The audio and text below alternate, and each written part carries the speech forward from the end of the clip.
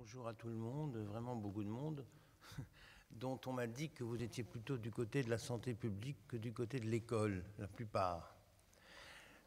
Hein? Non? C'est pas vrai? Ah ben tant mieux, je croyais qu'on me disait des choses vraies, alors excusez-moi, je crois ce qu'on me dit. En fait, c'est bien au nouage des deux que je vais essayer de tenir quelques propos. Parce qu'il faut d'abord quand même que je vous dise, vous avez encore la chance d'avoir un vieux modèle devant vous. Donc pour moi, la santé mentale, malgré toutes les nouvelles politiques qui sont en train de se préparer et qui sont certainement très judicieuses, je l'espère en tout cas, mais ça ne fait pas changer ce que c'est que la santé mentale.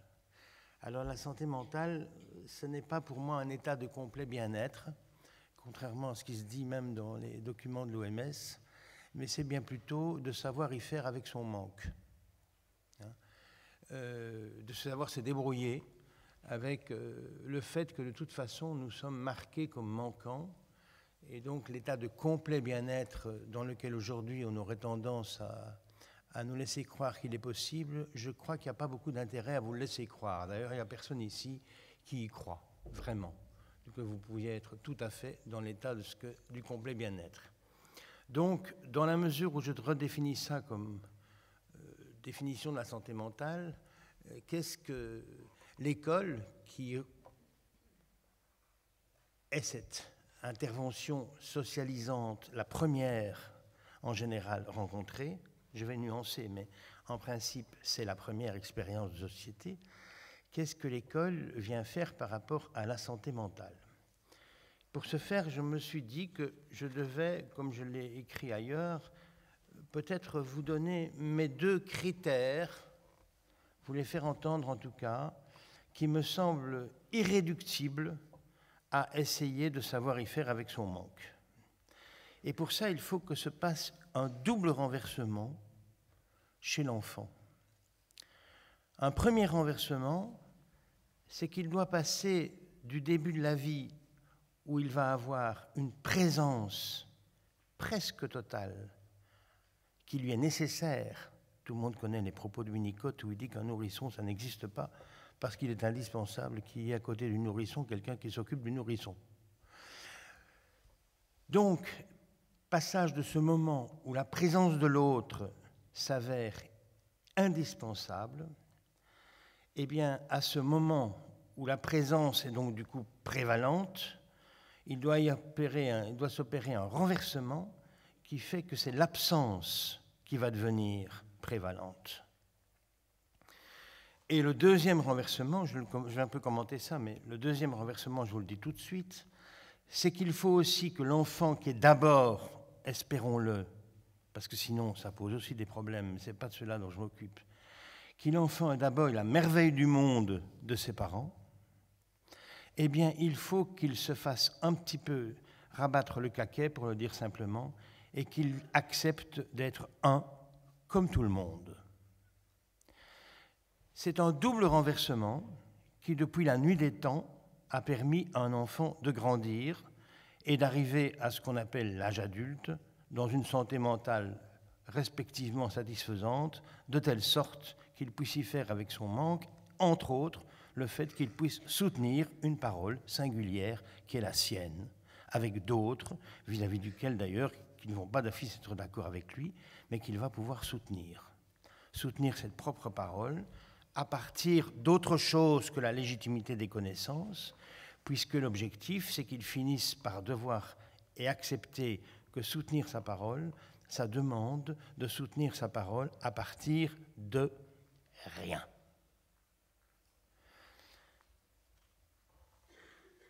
Premier renversement, passer de la présence, de la prévalence de la présence du début de la vie à la prévalence de l'absence. Habituellement, et depuis jusqu'il y a peu, ça se faisait via deux personnages bien reconnus et bien identifiés, qui aujourd'hui le sont devenus moins, et qui s'appellent mère et père. Puisque la mère, en principe, et ne gardons pas trop l'idée de ce que c'est la madame qui est au foyer, disons simplement que c'est le ou la première qui s'occupe d'être entièrement présent à l'enfant de telle sorte que celui-ci puisse continuer simplement à vivre. Mais en même temps, ce premier parle à l'enfant. Et donc il l'introduit déjà à ce monde qui nous caractérise, nous comme humains, qui est celui de la parole et du langage. Nous sommes les seuls animaux qui parlons et qui avons cette faculté de langage.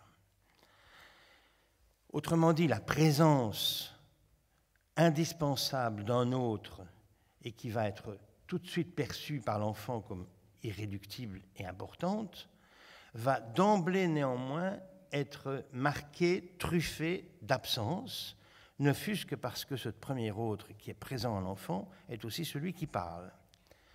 En parlant, il parle à un autre, à un deuxième autre, qu'habituellement on appelle un père, mais là aussi vous effacez les contenus et vous gardez simplement l'idée que c'est quelqu'un à qui se réfère ce premier qui s'occupe de cet enfant et qui parle avec lui, et qui s'y réfère justement pour voir et pour parler, pour ancrer cet premier enfant, ce premier sujet, déjà sujet justement, dans la parole, en parlant avec l'autre. Il est donc là dans une position d'un deuxième autre, qui va lui, contrairement au premier, être beaucoup moins présent, être plus dans l'absence, mais va quand même dans une absence qu'on pourrait dire présente. Il faut quand même qu'il soit là, d'une certaine façon.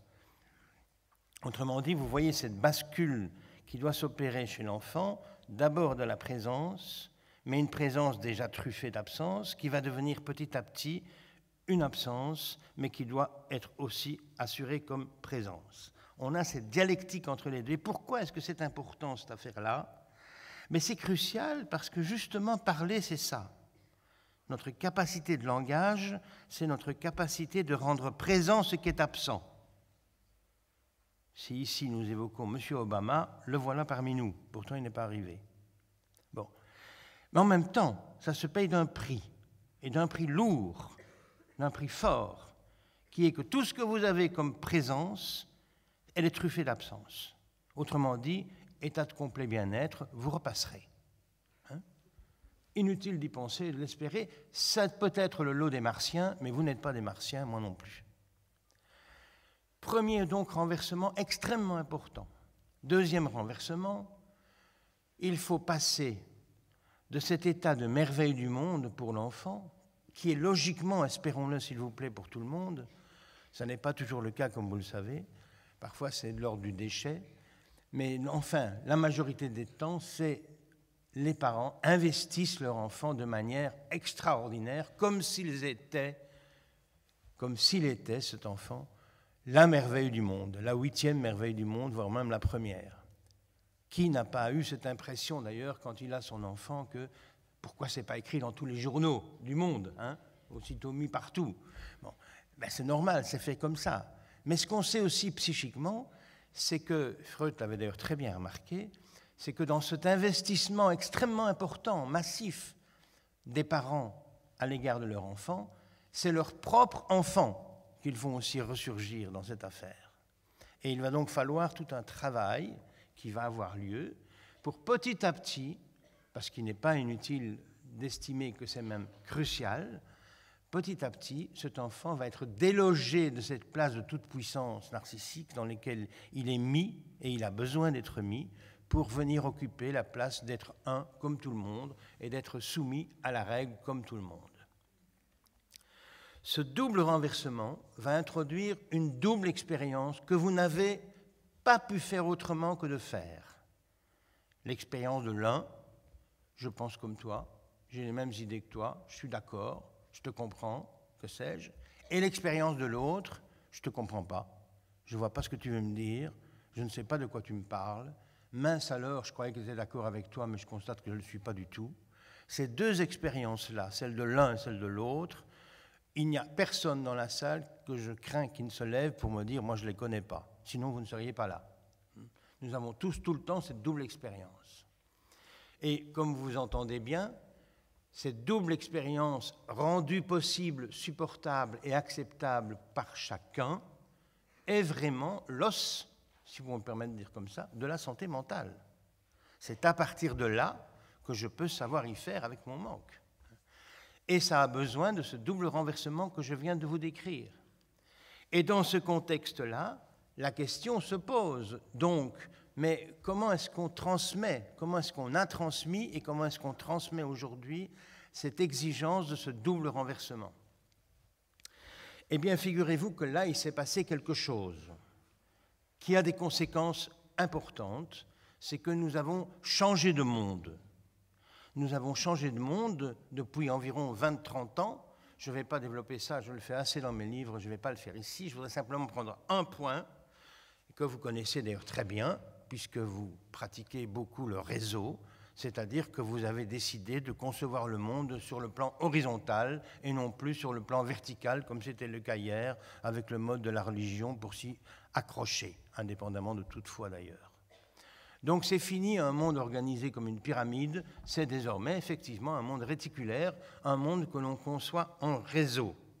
Et pour ce faire, pour faire ce changement, pour opérer ce changement, figurez-vous que nous avons dû nous en prendre violemment, crûment, à la fonction du père, puisqu'il était par essence même la figure qui venait rappeler le pyramidal, l'ordre ancien, l'ordre patriarcal, la suprématie de l'homme sur la femme, enfin 25 siècles d'histoire derrière nous. Mais attention, il était aussi celui qui, je viens de vous le rappeler tout à l'heure, en général rappelait la prévalence de l'absence qui devait avoir lieu et donc préparait ainsi à faire tomber de son piédestal cette merveille du monde qu'était l'enfant pour qu'il finisse par être un comme tout le monde. Je vous résume très très vite ainsi une évolution extrêmement importante qui s'est passée. Alors, s'il vous plaît, détachez-vous de ce qui aurait là une quelconque nostalgie du père tel qu'il devait fonctionner. Ce n'est absolument pas de ça qu'il s'agit, parce que je peux même vous légitimer avec beaucoup de précision que c'est indispensable, cette bascule à l'égard du père. Le problème, c'est qu'on n'a pas vraiment pris en compte, ou on ne veut pas vraiment regarder, voir en face, que cette question du père était le moyen par lequel 25 siècles avant nous, on avait transmis cette nécessité de ce double renversement que je viens de vous indiquer. Et donc, on a, sans le savoir, on s'est ôté la moyenne dont disposaient nos ancêtres pour essayer de transmettre quelque chose. Et aujourd'hui, nous fonctionnons sur le mode horizontal, très très bien, mais ça n'empêche absolument pas que le double renversement que je vous ai indiqué doit encore s'opérer. Eh bien, aujourd'hui, nous sommes en difficulté avec ça. Nous avons beaucoup de valeurs qui sont mises sur la présence, très peu sur l'absence. Nous avons beaucoup de valeurs qui sont mises sur la singularité d'un chacun, très très peu sur le fait que nous avons à vivre dans un lien social qui nous fait les uns à côté des autres, au même titre que les uns et que les autres. Et du coup, tout le système bascule. Tout le système a basculé, et celle qui se retrouve en grande difficulté avec cette bascule, c'est l'école. Pourquoi ? Mais parce que figurez-vous que c'est assez simple à comprendre. L'école, elle ne peut pas faire autrement que d'avoir besoin de ce double renversement. Elle en a besoin au niveau de l'absence, bien sûr, mais elle en a surtout besoin au niveau d'un enfant qui est un comme tout le monde. Et donc, elle se trouve continuant à devoir faire appel à cette exigence-là pour pouvoir être capable d'assurer sa mission, c'est-à-dire de fournir des apprentissages, tout ce que vous voulez qu'on fait à l'école, et d'être ce premier moment de socialisation, c'est-à-dire ce premier moment où on ne reste pas enfermé dans sa famille. Oui, mais voilà, la famille, elle a aussi été touchée par cette évolution. Et comme nous le savons du coup, la famille aujourd'hui, d'ailleurs les enseignants le disent souvent, ils disent très souvent, là vraiment j'en ai eu beaucoup, et je l'ai encore tous les jours entendu, le grand problème ce ne sont pas les enfants à l'école, ce sont les parents. Bon, ils le disent pourquoi ? Mais parce qu'ils sentent bien que désormais, dans la famille, il n'y a plus ce travail d'institutionnalisation de la famille. La famille devient un endroit où il y a des liens interpersonnels. importants d'ailleurs, mais ces liens interpersonnels ne sont pas équivalents à ce qu'exige un lien social. Et ces liens interpersonnels qui ont lieu dans la famille valorisent surtout la présence, valorisent surtout l'enfant merveilleux qui doit devenir cette singularité extraordinaire, et valorisent tellement cela qu'ils supportent parfois de moins en moins que l'école vienne rappeler qu'il y a des choses pour lesquelles, contrairement à ce qu'ils pensent, l'enfant n'est pas la merveille du monde qu'ils espéraient. Bien que ce soit dans le monde ancien, si vous voulez, c'était préparé dans la famille, parce que la famille était une institution. Mais aujourd'hui, elle ne fonctionne plus comme une institution. Elle se forme plutôt comme une sorte de cocon qui va même protéger de ce qu'on croit être les affres du social. Et pas tout à fait à tort, effectivement, parce que c'est plutôt pas si merveilleux que ça, le lien social aujourd'hui. Alors, vous voyez, l'équilibre, là, c'est à bouger. L'équilibre a bougé parce que l'école se trouve être la première représentante de quelque chose qui a été, comme jusqu'à présent, un peu escamoté, et elle se trouve, pour ce faire, à devoir s'appuyer sur un lien social, sur un discours social, qui lui aussi a bougé, et qui lui aussi vient tenir toute une série de propos plutôt de type horizontalité égalitaire, et donc ils se sentent même parfois mis à mal, rien que pour défendre la légitimité d'être à une autre place différente des autres que sont les enseignés. L'enseignant n'est pas à la même place que l'enseigné. Mais cette différence de place, forcément, rappelle quelque chose du modèle vertical, donc entre en compétition, en conflit avec cette idée d'horizontalité. Et ce discours sociétal peut aller très loin. Alors, vous figurez-vous que samedi, je me trouvais à Lille là, pour une intervention dans une journée, et je suis sorti, j'ai vu des grands panneaux. On ne naît pas raciste, on le devient. C'est un scandale pour moi de dire ça. Parce que c'est faux.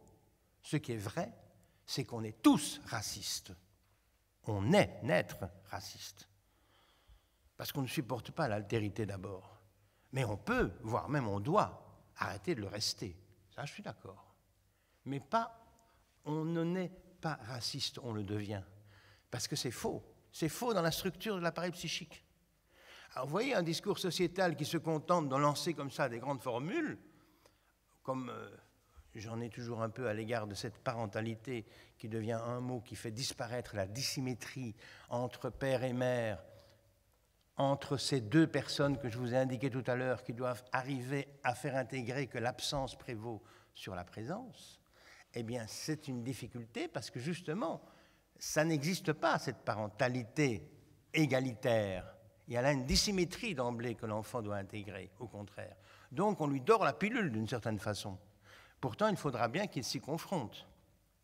Alors, dans ce contexte-là, où l'école est prise en tenaille entre des exigences parentales qui font de plus en plus dans le sens d'une assomption de continuer à pouvoir entretenir cet enfant dans une position de merveille du monde, pour aller vite, un peu abusivement, excessivement, je reconnais, mais aussi l'école qui se trouve dans un discours sociétal qui ne la légitime plus dans sa fonction de différence, de dissymétrie, de disparité, qui est toujours pourtant présente, parce que l'égalité, si vous la poussez jusqu'à son terme, elle va arriver à devoir reconnaître qu'il n'y a plus de légitimité à la différence générationnelle. Or, il en reste une. Nous sommes aujourd'hui bel et bien promis à ce que la génération des enfants estime et nous agresse dans le futur, à juste titre, au nom de ce qu'on les a abandonnés, en les laissant croire qu'ils étaient d'emblée des autonomes. Ils ne sont pas d'emblée des autonomes. C'est tout un travail d'arriver à l'autonomie. Nous ne sommes pas d'emblée autonomes, pour plusieurs raisons. Mais je ne vais pas y revenir. Mais l'enfant, dans ce modèle-là, devant ces nouvelles exigences de l'école, nouvelles parce que désormais il y a cette exigence de socialisation que je vous rappelle tout à l'heure, mais qui n'est plus soutenue tellement par les parents qui se sentent plutôt prêts à venir revendiquer que leur enfant devrait être absolument réintégré, avoir la meilleure note et que sais-je encore. Eh bien, dans ce mouvement-là, la grande difficulté, c'est que l'élève, du coup, l'enfant, l'adolescent, se donne un droit extraordinaire qui est celui non pas de contester ses parents ni l'école, mais de la récuser. C'est-à-dire de dire « tu n'as rien à me dire, vous n'avez rien à me dire ». Et donc à continuer à se laisser pousser lui tout seul, comme si cette chose-là suffisait. Alors voilà, on peut dire du coup, ça fait 30 ans que ça dure, hein, rien ne va plus à l'école, c'est pas comme ça que je le dirais. Je le dirais plutôt, il y a encore que eux qui doivent tenir quelque chose, et il faut les entendre à l'école à cet égard-là.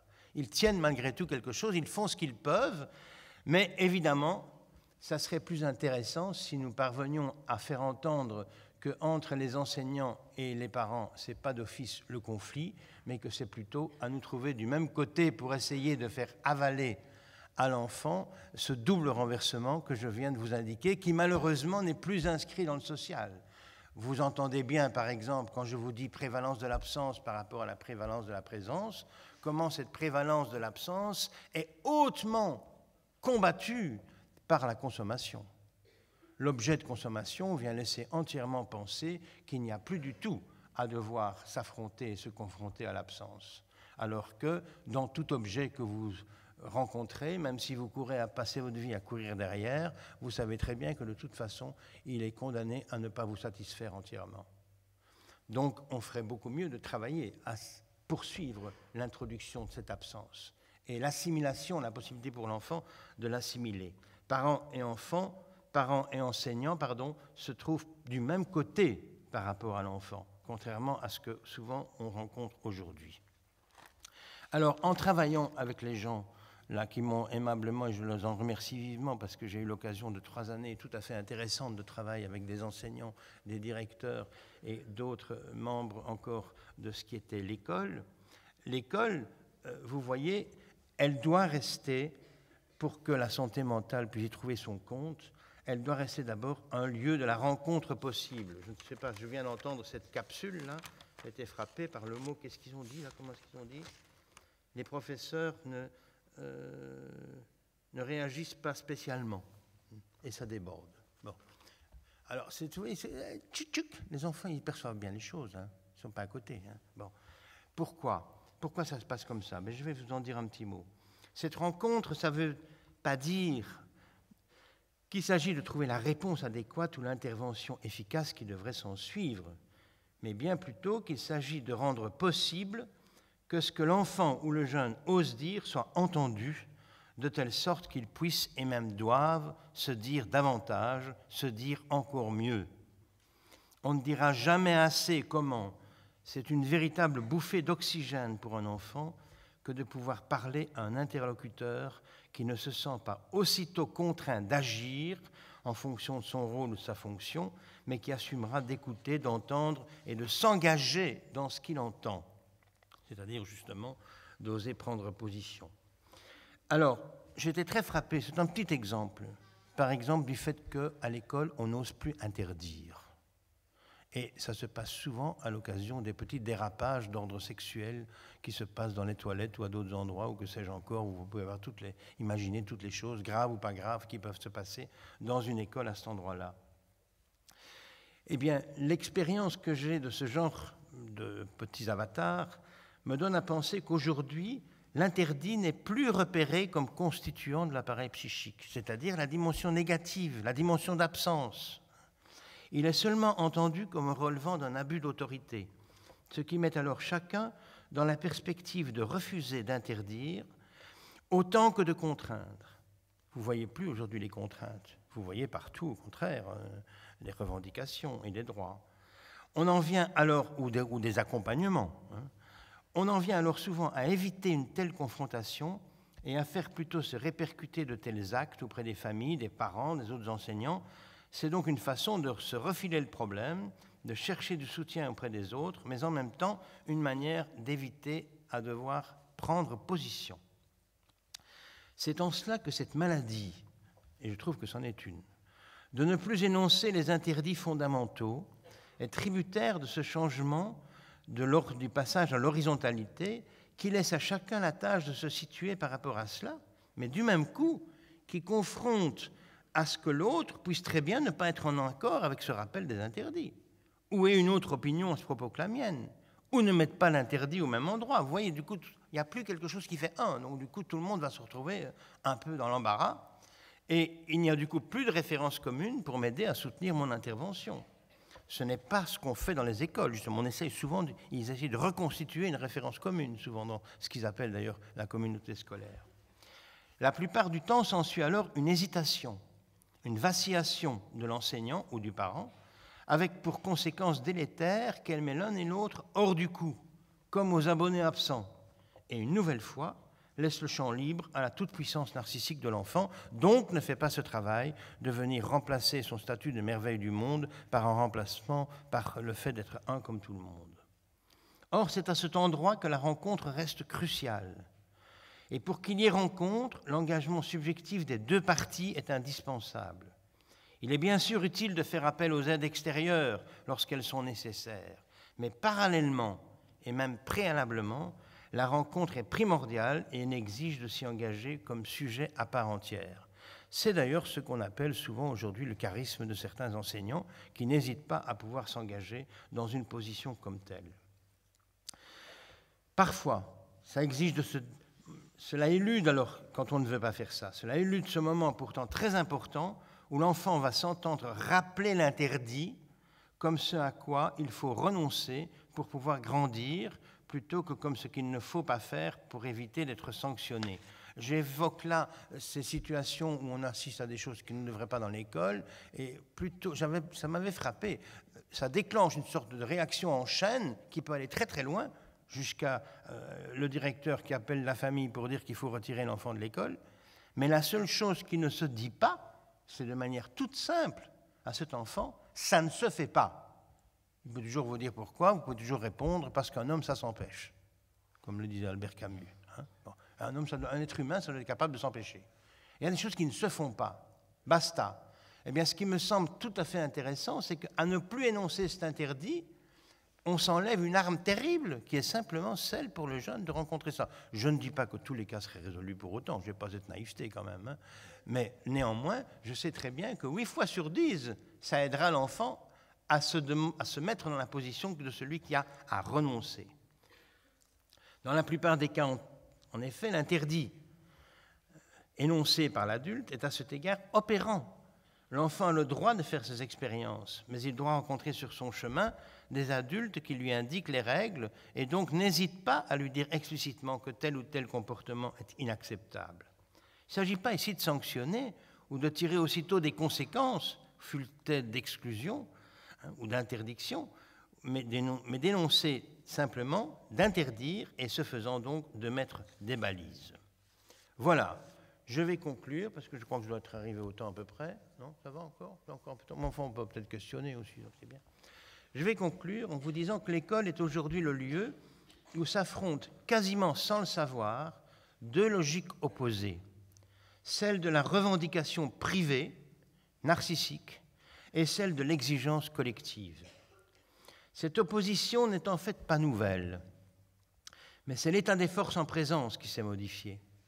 D'une part, parce que les parents abandonnent la tâche d'introduire petit à petit à la logique collective, parce qu'eux-mêmes risquent d'affronter du coup, d'avoir affaire dans leur propre famille à des conflits dont ils ne savent pas très bien comment ils vont s'en sortir. D'une part, parce que les parents abandonnent la tâche d'introduire à la logique collective, mais d'autre part, parce que l'école ne trouve plus dans le discours sociétal ce qui légitime ses exigences de socialisation et de prévalence du collectif sur l'individu. Vous savez, nous sommes une société extraordinaire. C'est la première fois, inédit dans l'histoire, d'une société qui attache autant d'importance, et c'est un progrès, à la singularité d'un chacun. Mais en poussant la pédale de la singularité d'un chacun, et même de la faire accompagner de droit, de l'homme de droit, elle oublie de dire comment on fait avec ça lien social. Et vous voyez qu'il y a un problème là, parce qu'un lien social n'est pas équivalent à l'ensemble des individus mis les uns à côté des autres. Ce n'est pas vrai. Vous ne pouvez pas penser singularité sans devoir reconnaître que quelque chose de votre singularité va aussi devoir se perdre au profit du collectif. Si vous n'introduisez pas cette dimension-là, vous êtes condamné à, et je vous le dis très clairement, la guerre civile. Ce sera une guerre civile, Parce que l'envie, l'exigence de ma singularité, elle va rencontrer qui de l'autre côté? Quelqu'un qui lui aussi exige sa singularité. Et dans cette opposition-là, alors toutes les affaires de harcèlement à l'école, je vous assure qu'elles feraient très bien d'être éclairées par ça. Je ne sais pas ce que Pascal Minaud va dire de ça tout à l'heure, je ne serai malheureusement pas là pour l'écouter, mais je vous assure que c'est fondamental de bien percevoir que si le harcèlement aujourd'hui prend une telle importance à l'école, c'est parce que la génération du dessus n'est plus là pour véritablement faire face et tenir quelque chose par rapport à ceux du dessous. Et donc ça laisse libre cours à une pulsionalité d'enfants et d'adolescents éminemment destructrice, spontanément. Et on ne peut pas leur reprocher. On peut plutôt nous reprocher de ne pas savoir y mettre fin et y arrêter. Mais eux, c'est logique qu'ils aient cette dimension-là qui fonctionne. Ce combat est actuellement souvent dénié, alors qu'en même temps, ce combat, sur le terrain, il est souvent porté à l'incandescence, tout en restant insu des protagonistes.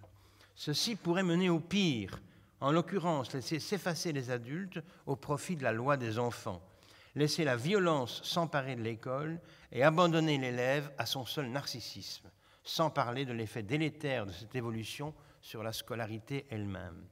Il faut lire et relire ou voir le film Sa Majesté des Mouches de William Golding, qui était un instituteur et qui a eu le prix Nobel de littérature dans les années 60, je crois, pour savoir où peut mener le fait que les adultes abandonnent les enfants entièrement à eux-mêmes, laissent les pulsions d'un chacun s'imposer aux autres, sans référence à la constitution d'une loi commune. Ça mène tout simplement au meurtre. Car la guerre est désormais ouverte. Il y a ceux pour qui toute différence des places ne fait en toute bonne foi que rappeler le modèle d'hier dont il s'agit au plus vite de se débarrasser. Et il y a d'autre part ceux qui tentent de faire entendre que la différence des places a bel et bien toujours sa nécessité, simplement parce qu'elle s'avère inéluctable à la donne du vivre ensemble des êtres humains. J'aime beaucoup ce terme de vivre ensemble qu'on utilise toujours aujourd'hui, mais on oublie de dire que les abeilles aussi, elles vivent ensemble. Les fourmis aussi, et très bien d'ailleurs, mieux que nous. Hein, tout le monde est bien promu avec l'instinct qui est le leur à essayer de se reproduire et de faire progresser l'espèce. Nous vivons ensemble avec les liens de la parole et du langage. C'est ça qui nous caractérise. Ce n'est pas seulement le fait de vivre ensemble. Et nous ne devons pas confondre ce qui est en train de se passer, qui s'est déjà passé, qui est cette relativisation à faire de cette place d'exception et de cette place de chef, de maître, de père, de tout ce que vous voulez hier, qu'il s'agit de relativiser, ça c'est tout à fait juste, mais relativiser cette place n'est pas équivalente à, en rester à ce modèle. On a à faire ce travail de relativisation, mais ce n'est pas pour autant qu'il faut se débarrasser de cette différence des places. Autrement dit, il ne s'agit d'ailleurs pas ici, en fait, je suis peut-être un peu gêné de faire ça, de généraliser, car il existe encore de très nombreux cas où les élèves et les jeunes ne sont pas emportés par de tels extrêmes que je suis en train de vous situer. Dans la mesure où leurs parents ont osé et pu maintenir la valeur de la limite et où les enseignants continuent à tenir leur place. Mais ceci ne doit pas nous empêcher quand même de percevoir que la tendance générale n'est plus celle-là.